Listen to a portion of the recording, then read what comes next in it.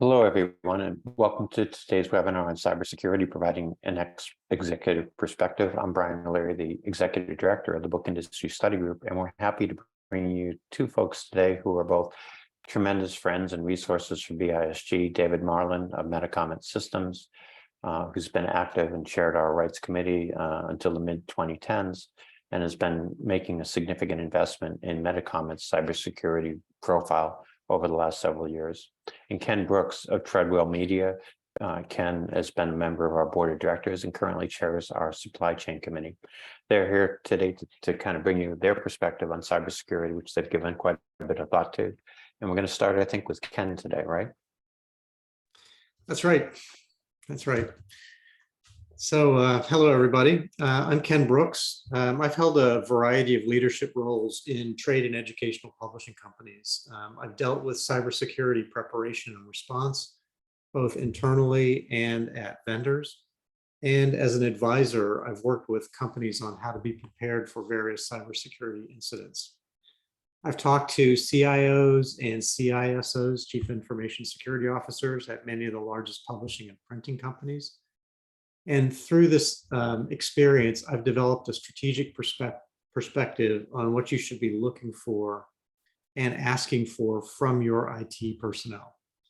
There's a huge amount of information out there, but as an executive, the question is, how and what should you be paying attention to, given that it's only one thing out of many that you must pay attention to?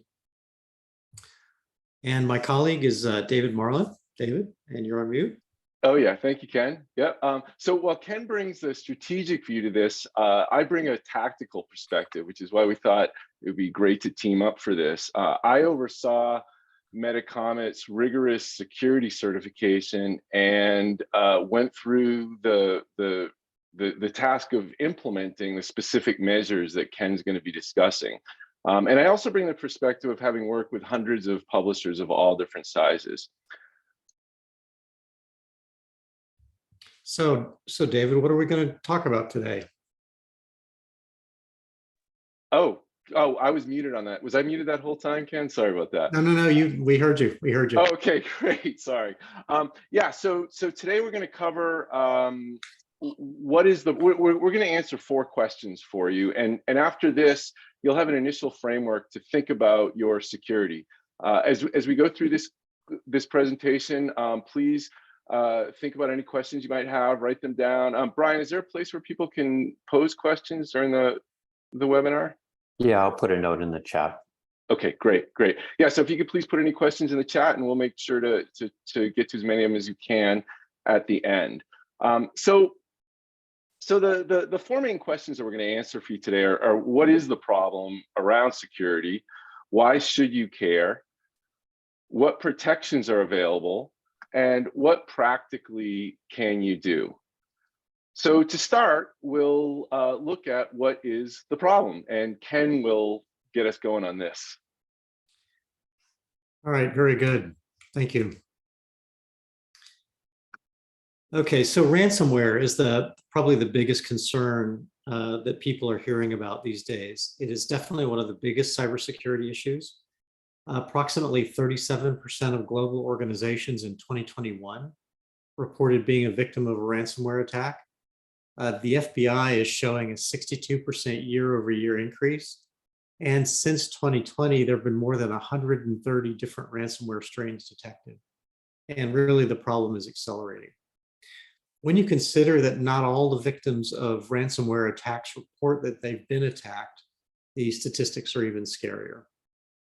And in some of the recent articles that I've been reading, it appears that small and medium-sized businesses are being increasingly victimized by ransomware, since they first have money to pay the ransom, but also they're not as well protected as the big companies. Now, ransomware is just one facet of the cybersecurity problem. Data breaches are another. Many of the largest companies in the world have been hit with data breaches. And you hear about these all the time. This is alarming for many reasons. One of which that you don't really think about that much is that often individuals reuse passwords across accounts. So if one of your customers, suppliers, or employees has been compromised in one of these breaches, chances are they're using a similar password for your application. One client I was talking to found the names of all of their senior executives in a list of individuals whose passwords have been compromised in these kinds of attacks. Now, this issue affects all elements of the industry. When I went back and looked at both online sources and my notes of people I've spoken with, I found a number of companies in our industry. They range from printers to publishers to wholesalers to content and technology services providers. Generally, this is something that's kept quiet, but many of these executives have spoken out about the challenges that they faced in these attacks and dealing with the attacks and how difficult it was to recover. Now, some of these companies are quite large, but as I mentioned, they don't necessarily have to be. We'll return to this theme in a minute, but getting hit by one of these attacks can just be a drive-by crime of opportunity. You don't have to be targeted to be hit. And in fact, most people haven't been targeted. They just left the door open. So maybe this is a good time for David to talk about why MetaComic cared about the problem. Yeah, thanks, Ken. So I follow, like Ken, both general business and publishing industry news very closely, and security breaches pretty continuously make a lot of big news. And every time I would read about one of these breaches, I would ask myself, is this something that I should be worried about as the CEO of MetaComic? And if it is, what should we be doing about it? Are we doing right by our customers, by our employees, and by ourselves to keep ignoring this? And ignore might be a strong word. I mean, we all do some things. We all have, a lot of us, most of us probably have virus protection in place and that kind of thing. But really taking a strategic view into our security. And another question I would always ask myself is, does my cyber insurance and my business insurance cover me if I do get hit? Would they handle this for me? I had no idea when I started down this road what it took to secure an organization. As Ken mentioned, there's all kinds of information out there. There's little information available about what to practically do to implement a lot of these best practices that we'll be talking about. And it's really hard to understand as a company executive, what should we be paying attention to? So let's dive in first or next to why you should care about the problem. Again, I said we didn't really know what or why we should be caring. We just had this sense that it was an issue. So I'm going to hand it back over to Ken now to talk about his experience. Okay, so as I mentioned, that these are often drive-by crimes of opportunity. These two reports or graphics on the slide came from a medium-sized printer who had experienced a ransomware attack a good number of years ago, and in response had implemented a fairly stringent cybersecurity program. One of the measures in that program was comprehensive scanning of emails. So at the right, it's kind of small, but you can see a report of what's been going on with their emails over a period of time. While I'll talk about this maybe a little bit, well, I'll talk about it a little bit more later on. Emails are a major source of phishing attacks and one of the major gateways through which criminals attack your systems. And you can see in this case that the number of dangerous emails far exceeded the number of clean messages that were coming in. Now, all of these weren't necessarily phishing attacks, but at minimum, they represent distractions from employees from doing their daily work. Now, another popular attack is a drive-by ping on your network ports. At the bottom, I've got a screenshot showing one of these reports showing requests over time. If you can think about this as a burglar just walking around houses trying doorknobs, but this is high volume and automated. And then once one of those opportunities is found, it's passed along to the next level to see whether it can be exploited. So let's jump back to David again. So we talked a little bit about this in the last section, but why did MetaComic care? What led us to make the call to spend 2022 focused on security? And it boils down to a few things. One is just the simple existence and livelihood of our business. Dozens of people depend on us for their livelihood, and we have a responsibility to them, at the very least, to run MetaComic well. And of course, our customers. Almost every publisher pays royalties. However they do it, whether it's in Excel or using a royalty system, they have lots of sensitive data involved. They have all their contract details, which are proprietary, all their revenue details, every single sales transaction, all their author contact info, all the payment information. And royalties are mission critical for publishers, and they need a company that they can trust, to be as minimally vulnerable to these issues as possible. Because as any of you who have paid royalties know, the consequence of getting those statements out late can be pretty devastating. And so related to that is our reputation. There's two aspects to this. Obviously we want to, it's great to be able to say from a marketing perspective that we're a secure company, but we also were scared, quite honestly, about the potential damage if we were one of those companies that made the news. And at least, I think no matter what you do, you can never totally protect yourself, but at least we're following, we would have the peace of mind of knowing that we're following all the best practices and doing everything reasonably possible. Because that really led to stress within our company, our developers, our operations people. There was just always that uncertainty. Where are we vulnerable? How do we prevent ourselves from getting hit by one of these attacks that Ken's alluded to? And the threat just seems to be increasing. And most businesses, if not all, share these concerns. So I want to give a specific example of what can happen when you're not vigilant. So our COO, Khalid, and I, right before COVID, we did a big European tour to hit all our customers. And on one of the legs, we were taking a train from Amsterdam to Eindhoven in the Netherlands to visit one of our customers. And they had, free Wi-Fi on the train. So Khalid, get on there. It's like an 1.5-hour train ride. We're doing our work. Months later, our controller gets an email from me, totally legitimate, from my account, saying, please wire $50,000 to so-and-so. And they started the process. Fortunately, we had some controls in place that caught this.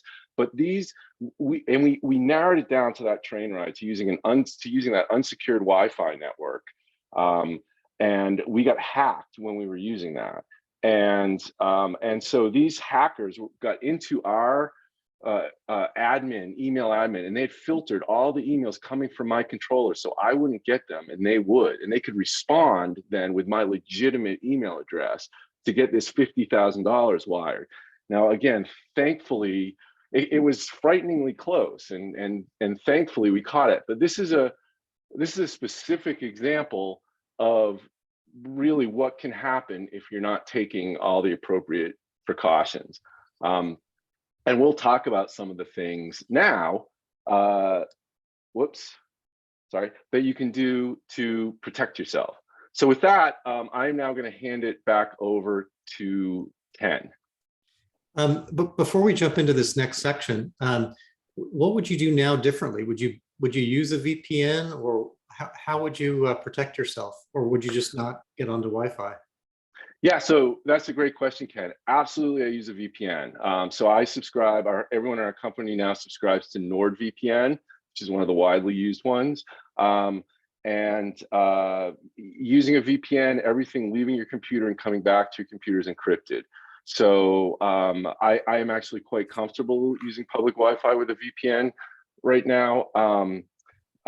In fact, I needed to borrow someone else's computer the other day to check some email, and before I did, I did a thorough sweep, went online, I installed our VPN, I logged into our VPN, because one of our policies is we can't do anything in the public, on a public Wi-Fi without using a VPN. Makes sense. And I guess there's some other horror stories that we'll go into here in a little bit. So the question is, there are so many different relevant acronyms and new developments, both new attack vectors and new means of defense, that they're changing every day. And it's practically impossible to keep up with them if you're not spending all day, every day, just focused on this. So how does anyone that's not in that security field know what to do? To me, it's just not practical. It's too overwhelming. Even the vocabulary is terrifying. In the words of Hillary Clinton, it really takes a village to manage this, including the CIO, the CISO, security specialists, attorneys, insurance companies, and so on. The problem is that most of us don't have these kinds of people unless we're just in a very, very large organization. And that's really where security frameworks come in. These frameworks provide guidance as to how to set yourself up for a secure environment and to go into all the considerations that you might overlook when you're dealing with the word salad of potential issues and solutions. So I've listed a few of them here.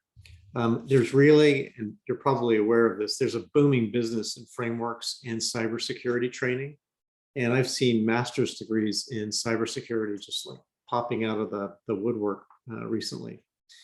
Some of these are from very well, actually all of these that I mentioned are from very well organized and well-known groups. AICPA has SOC 2, NIST has some, and we can just kind of go down the list here. COBIT is a well-established security framework, on and on. There are many out there. David's going to get into the specifics of what MetaComic did around SOC 2 and getting SOC 2 certified. But let me talk to you just briefly about how AICPA organizes its SOC 2 framework. SOC 2 really focuses on 5 areas. And I've got to say, when you look at the details of this, they applied some creativity to name some of these things. But nevertheless, they talk about infrastructure, organization, product, procedures, and data and privacy. And they go into much more detail. I'm not going to read all of these to you. David will talk about a few of these coming up. So we're going to skip over the detail and get back to MetaComic's adventures in implementing SOC 2. But it is a job. So David, why don't you tell us about what a job it is? Yeah, thanks, Ken. So just as a brief aside, just a reminder, if any of you have questions at all about anything we're talking about, please put them in the chat or the Q&A section.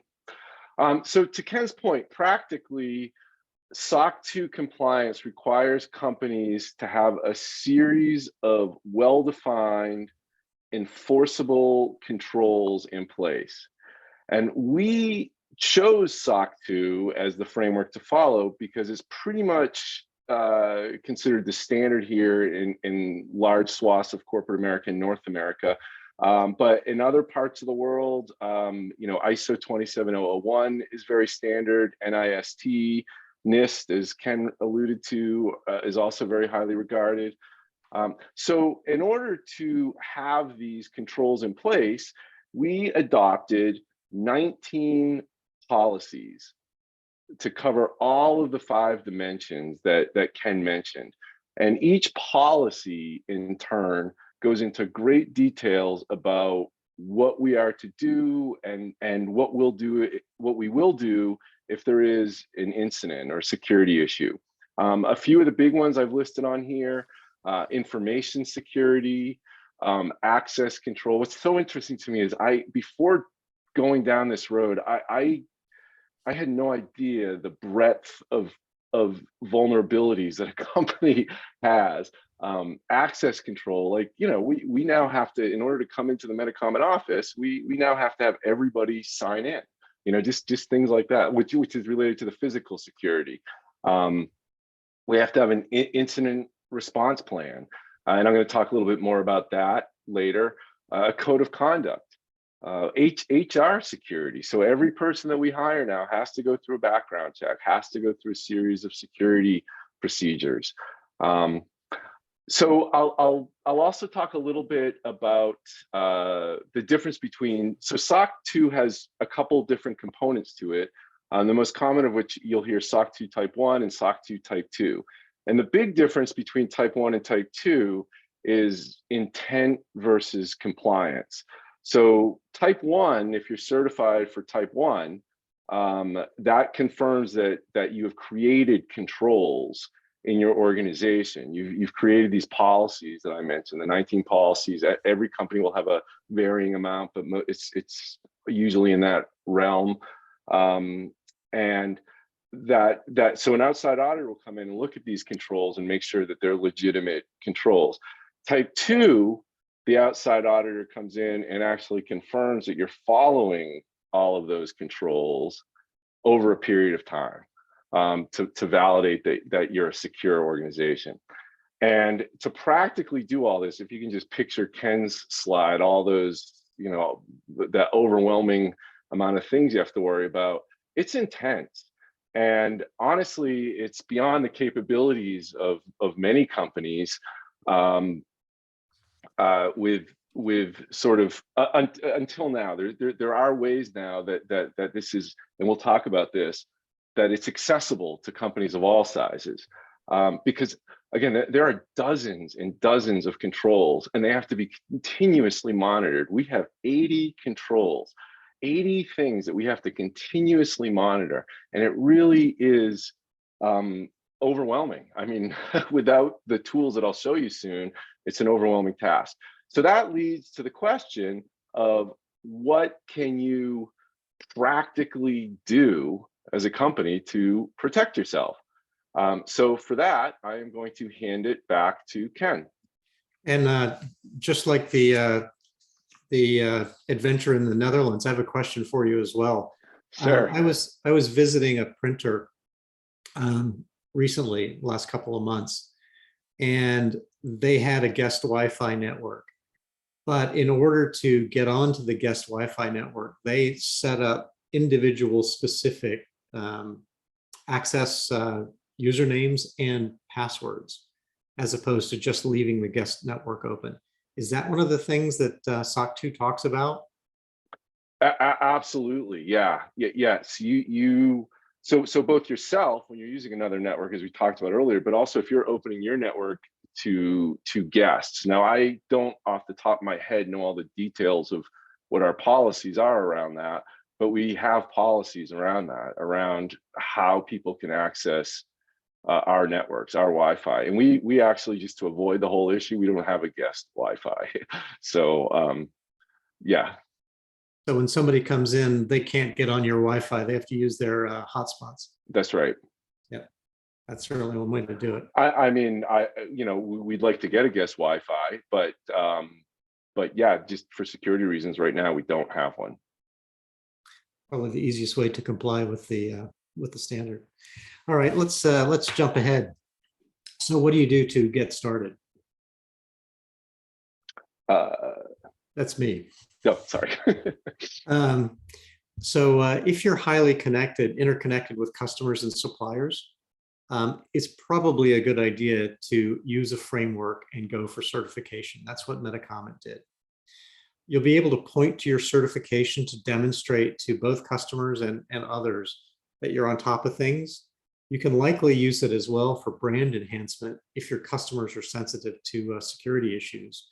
And most will be, even if they aren't now. I just went through a supply chain contract negotiation, and we spent hours, it seemed like hours, talking about whose data security policy we were going to use, whether it was my client or whether it was the 3PL, the third-party logistics company that they were going to. it was quite an interesting back and forth that ultimately got into some pretty arcane legal details. While you're looking at these frameworks, though, there is a downside. They're very complex. They're expensive in terms of both dollars and resources to implement. And you're committing to considerable ongoing effort to make sure that they work. So that's one approach. The other approach is to follow best practices and recommendations from leading organizations and experts. Now, this may be more practical for smaller companies and perhaps non-service providers. It's certainly less expensive, but at the same time, it requires a great level of accountability that you've considered all of the angles and have plugged the holes. And some of these angles and holes are particularly hard to plug if you don't have something or somebody watching every move. Here's some quick examples. Do your people know not to put foreign USBs in their machines? I remember seeing, it was Mr. Robot, where they were selling cheap CDs from knockoff CDs from a big group that people were putting in their machines.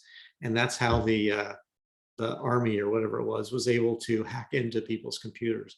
People willingly opening themselves up, unknowingly, but willingly opening themselves up to security problems.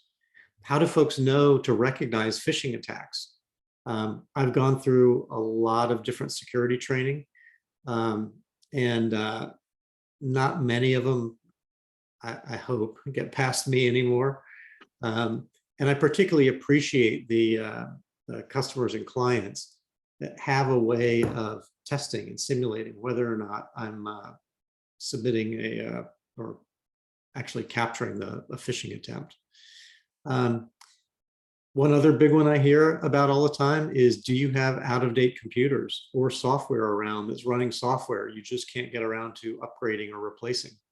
I can't tell you the number of publishing companies that have some special estimating system or some accounting software that's running on an old server sitting under somebody's desk that they've long left, and everybody's afraid to touch it because it will break and everybody will lose their information.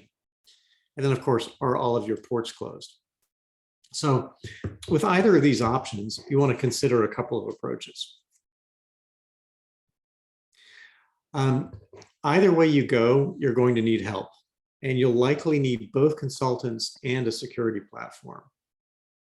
If you're a large enough organization, you may be able to afford a chief information security officer and staff to manage security. As a smaller organization, though, a part-time service provider to work with your CIO may be sufficient. Either way, it's good to have a security platform that can help you with the monitoring and compliance. You can use this platform to test most of the commonly open doors that attackers use. And the good providers are updating their capabilities pretty much as quickly as new threats are being identified. This automates a lot of the process, gives you reminders, and it does the monitoring. It makes auditing cheaper and easier. It hooks into other systems like payroll and development, and it really does a lot of the worrying for you. As we were preparing for the presentation, David and I were discussing the price of these platforms. He'll have more to say about this, but a 10 to 20,000 expense per year is not uncommon, but it's a really small price to pay for what would happen if you were to be out of business for a few weeks or longer. There are some gotchas, however. There are unforeseen charges for integration, software changes, and upgrades. And don't forget the cost of rectifying all the problems that it's going to find. You can't just keep having the reports roll in, not doing anything about it, putting them off. Then you're turning an unknown problem into a known problem that you're just ignoring. I might draw a parallel to Southwest Airlines. They knew that their scheduling system was a problem, and they kept putting it off until finally that event came that just pushed it over the edge. The same thing could happen on security, in security. The platforms really aren't as cookie cutter as their salespeople might lead you to believe. It needs an owner, somebody to monitor and ensure compliance and make sure that things are getting put in place. And it could also mess up some of the things you do as a normal part of business. David talks about cookie blockers and marketing data as an example of this. I'll let him get to that. But why don't we jump and see how David addressed all these points? Yeah, thanks, Ken. So, for a company like ours, it didn't make sense to have a full-time security operations person. And I knew from prior experience going through GDPR compliance that really that's kind of what it takes to really do a good job at a lot of this stuff. So how were we going to manage and monitor those 80 controls that I was alluding to earlier without a full-time person? Fortunately, over the last several years, several security platforms have been created and released that really help make this process so much easier. So, just for an example, so we use the Vanta platform that Ken had in his prior screenshot, and here this screen is showing you our compliance status. So we monitor ourselves for SOC 2 and for GDPR, and I'll talk a little bit more about GDPR in a minute. And so here you can see, so so Vanta plugs into many of our other systems. So we have an HR system called Gusto that it integrates with all our development systems like GitHub and AWS. It integrates with.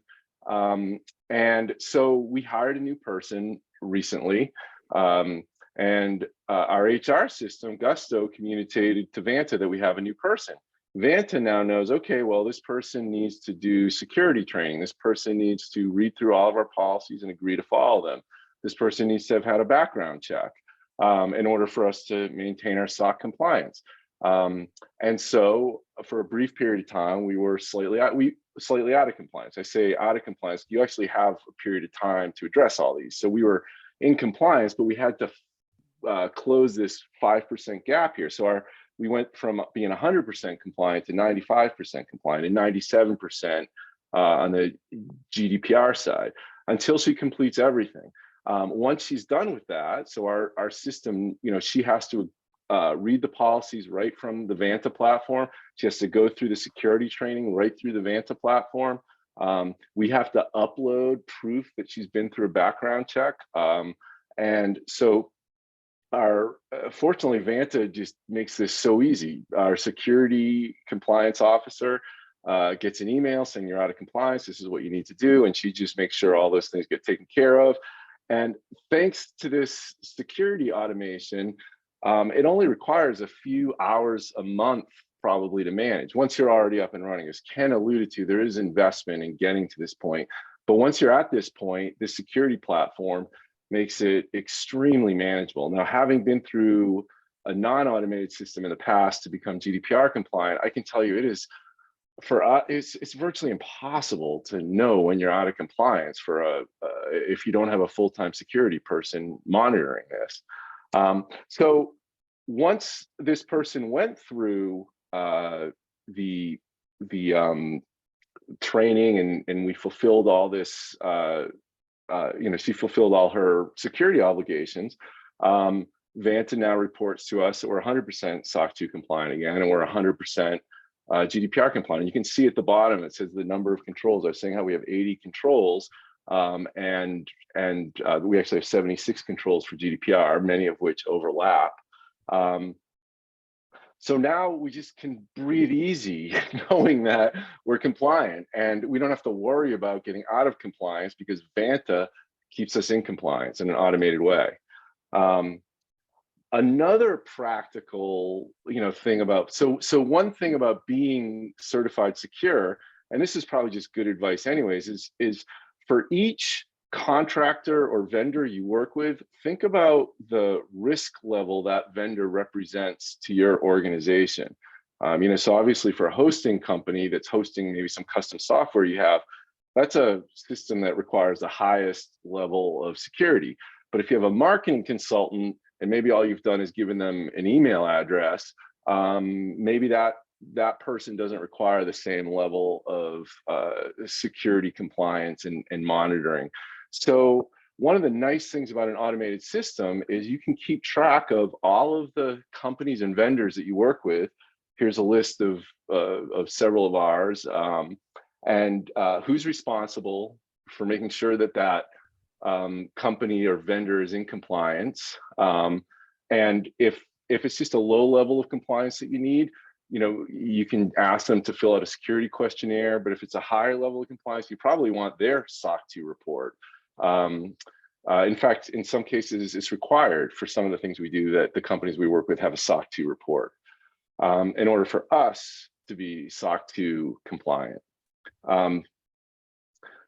So I mentioned a little earlier about GDPR. What is GDPR? A lot of you probably know what that is. It's the Europeans' Data Protection Act that guarantees consumers in the EU and the UK control over their own information. What's really great about being like SOC 2 compliant is it makes you like 80% of the way to being GDPR compliant, because a lot of the stuff that you need to do for data privacy and data protection is covered under the security policies and controls that you have in place. So if you are SOC 2 compliant, you're well on your way to being GDPR compliant, which you probably should be if you're doing business, if you're selling to the EU or UK. And then there's also a lot of people don't even know about this, the California Consumer Privacy Act. So the state of California actually has a GDPR-like law that most people aren't even aware of. It was passed, I think, in 2017, 2018. It's been modified a couple times. Now, it only applies, to my understanding, to companies over 25 million that do business with a certain number of California entities. But there's 15 other states considering similar measures, similar laws. And so by being SOC 2 compliant, again, you're almost GDPR compliant, which puts you in compliance with most of these other data protection laws. Another thing I want to talk about, Ken and I were talking about this in preparation too, and I think we both agree that cyber insurance is a very practical thing that you can do, and it's highly recommended for any company to have.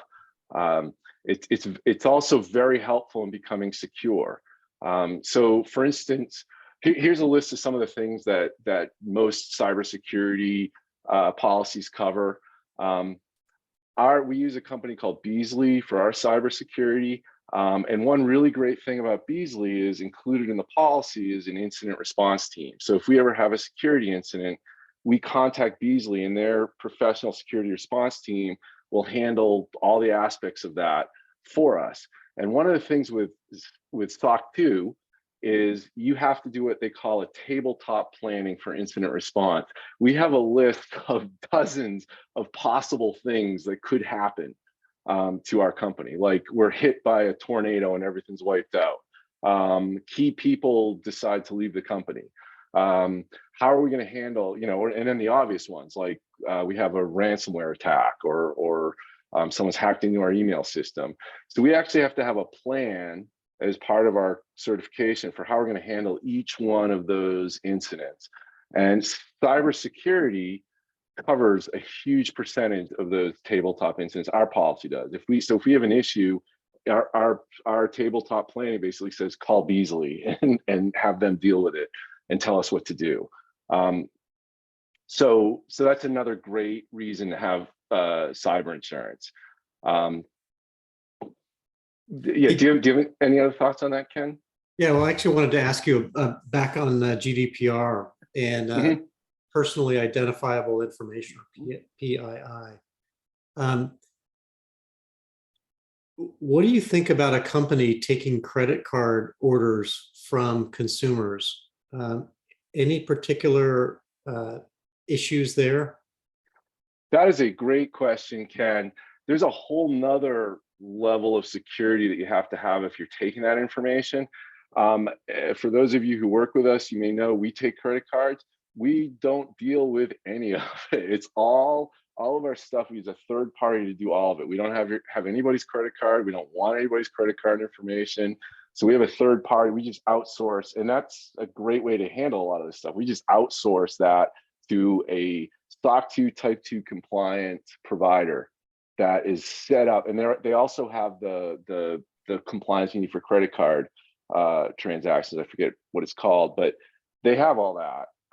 And they worry about that for us. So we stopped like 2 years ago. We used to store credit card information. We've destroyed all that or secured it, and we no longer handle that. And I think that's a best practice. Like don't have to deal with that. Outsource it. Big time. And back on the cyber insurance, I've been involved now in a number of negotiations with vendors about service providers and customers within the publishing industry about what is an appropriate level of insurance to have. Is it 5 million or 10 million, or what is it? Do you have any guidelines along or any thoughts about that? I forget what our policy is. And fortunately, we have a broker that we work with that's very familiar with this realm, and they made suggestions to us. So we gave them all of our revenue info. We told them about various exposures we thought we had, and they made recommendations to us as to the level we should get. I can't remember off the top of my head what we did, but we relied on an agent for that. Did you get a discount for being SOC 2 compliant? No, we did not. But we had to recently renew, and by being SOC 2 compliant, we were able to skip like so much of the due diligence that they would have made us go through otherwise. So that was a advantage. Oh, and one other thing you brought up earlier, Ken, which I didn't address, was costs for all this. So just to give people a sense of the cost. So a platform like Vantage, so we looked at a few different platforms.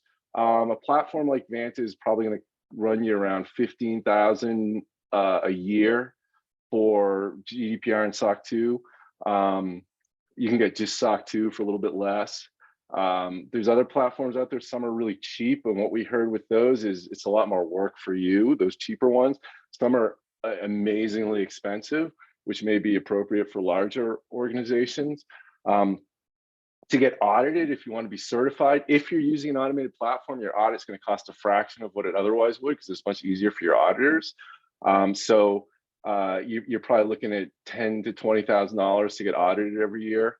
You have to, if you have any software that you've created in-house, you have to get that penetration tested. That's probably going to cost you about $5,000 a year.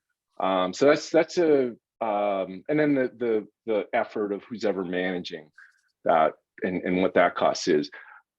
The other costs, you will incur additional costs getting to that level of certification, but that's kind of what the ongoing costs are for security automation and certification.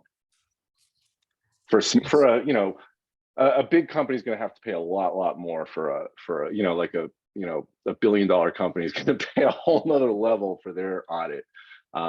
But for a mid-sized company, that's probably about what you're looking at. So what are some next steps that people can take? Yeah, so one of the first things is definitely to get cyber insurance, as we talked about, because it'll help you deal with your ransomware exposure. But again, I think one of the things we really appreciate about it is the incident response. Again, we don't necessarily know what to do if we're breached, other than call Beasley, and that's what we're paying them for, to have that. You probably want to do some, if you have software or ports or open to the outside world, it's great to hire a penetration testing firm. For those of you not familiar with it, basically you're hiring professional hackers to try and break into your systems, and they tell you what they find, and you can address them, and then they'll do it again typically. And sometimes you'll get dozens of issues, and so you focus on the critical ones first, and then the high priority ones. You know, as Ken alluded to, make sure you've implemented email filtering, and move everything to the cloud, as he said. That's such an easy way to rely on someone else's security compliance. Implementing technology policies. And the tough thing with policies is you have to enforce them. And that's where an automated system really helps. Make sure all your equipment is up to date. You know, all your, and that's another great thing about these platforms is all of our employees and contractors have a little widget installed in their computer that checks to make sure their virus is up to date, that there's certain, you know, all their hard drives encrypted, certain things like that. It checks and it lets us know if any of them either don't have it installed or are in violation. Backups, the thing with backups, many of you probably have experienced this.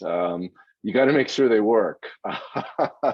I've been, you know, decades ago, I was in a situation where the backup didn't work, and I'm sure a number of you have heard or been involved in that. So, and that's another great thing about putting your stuff in the cloud is those companies will handle that for you. So those are a few of the things. So to help you with some of these, do you have anything you'd like to add to that, Ken? No, you pretty well covered it. So these are some resources that Ken and I put together. You know, I think you know more about these top ones.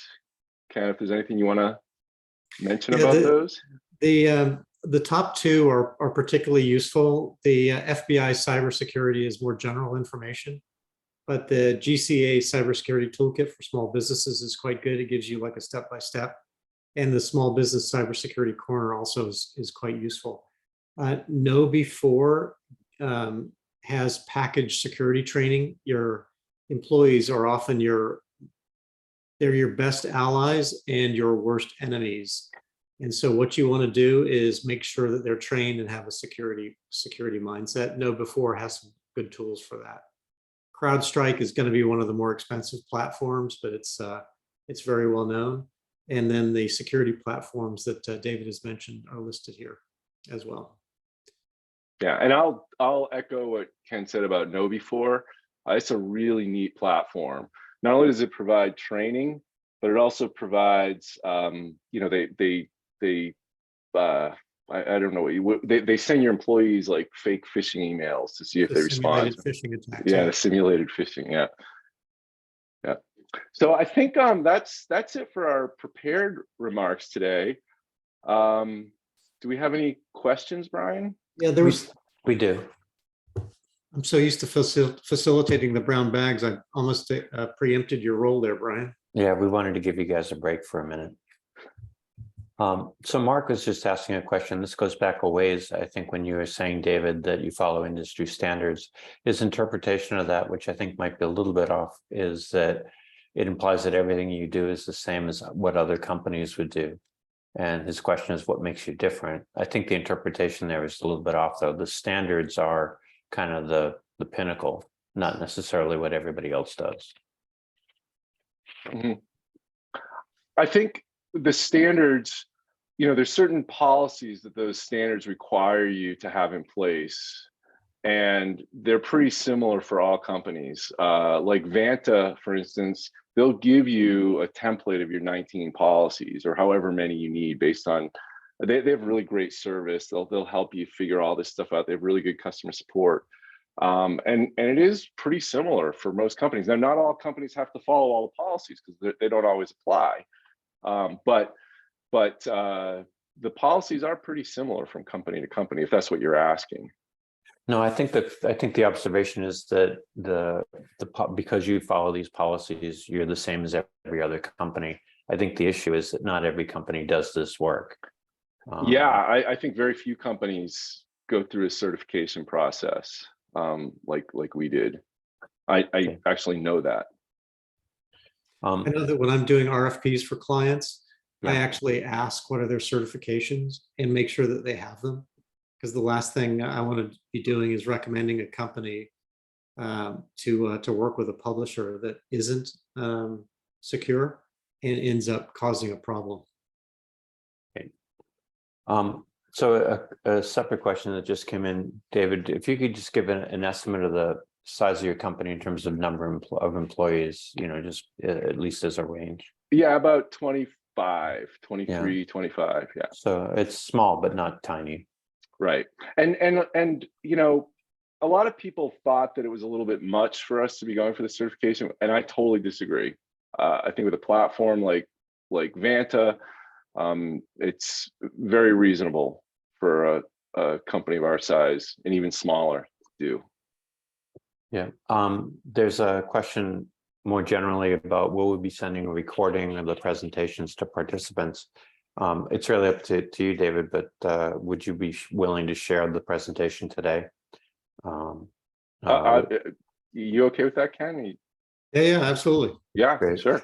Yeah, we'll send that out with, we'll get a copy from David and Ken, and then we'll also share it with the recording that'll go out to all registrants. So thank you for that. Alicia was just asking, do you have a perspective on how cybersecurity might differ for university presses that are within a security framework of a larger institution, in their case, a university? Yes, so I've been in conversations with some consulting firms that focus on universities. Universities, because of their students' generally lax attitude towards security, are really diligent about protecting their core systems. So if you're kind of inside the administrative firewalls of what they're paying attention to, you're probably okay. But you should also be able to ask, well, you should be able to know, do I have security training? Generally, you do. I've ended up going through 2 university security trainings. Do they do the phishing attack? Do they let you use outside software? Do they provide you a computer? Banks, for example, don't even let you share your work and your home hardware. So you're probably okay there. They're also big enough to have a chief information security officer and quite a staff to monitor what's going on. So I would suggest that you're probably okay, but you still want to listen to all the things that we talked about, maybe go to GCA or NIST and see what kinds of steps they're recommending and see whether you're covered. Now, in order to get covered, you're going to have to go back through university administration and deal with the bureaucracy there to get it handled. So I don't think you can, most likely you can't set up anything independently from your central security organization. Yeah, and we're not able to do a deep dive in this setting, but I think that one thing that comes to mind that people might want to be mindful of are things that you developed at the press level that are kind of workarounds for more clunky systems that exist at the university level. Meaning, if you use Eventbrite and you're collecting personally identifiable information, that the university may not even know about that. So you want to at least examine those kinds of activities that are occurring outside of the university. Susan was just asking I think, Ken, you shared these statistics about attacks that have been increasing significantly over a period of time. Is there any data on how many attacks were on small businesses, and if there is that kind of data, how do they define small businesses? Yeah, so I can't answer that off the top of my head, but I would go to that GCA link or the NIST link, or maybe even the Small Business Administration. There definitely would be statistics on those types of companies at those links. And I think in a related way, Susan asked, other cybersecurity resources that specifically help nonprofits. I'm not aware of any because we've been looking at this topic, but maybe you have seen some. Well, what's interesting to me is that from the perspective of being a target, there's no real difference in a nonprofit and a small business, or even a large business if it's big enough. So the guidelines that apply to small businesses and large businesses apply to nonprofits as well. And the bad guys, they're hitting hospitals, they're hitting schools, they're hitting nonprofits and associations and things like this. They're crimes of opportunity. So just because you're a nonprofit doesn't mean they're going to go easy on you. Yeah, and I mean, we're a two-person organization, and we're probably smaller than almost all other nonprofits. I guess at some point below two, you get to zero, and it's hard to get any smaller. But our policies are kind of informal, so we have occasionally been fished with the idea that, for example, the chair of our board will send me a note. If someone's spoofing, the chair of the board will send me a note asking for $10,000 in gift cards, which we consider unusual within the book industry study group. But we have conversations among staff, among the two of us, to say, if ever asked, the answer is no. So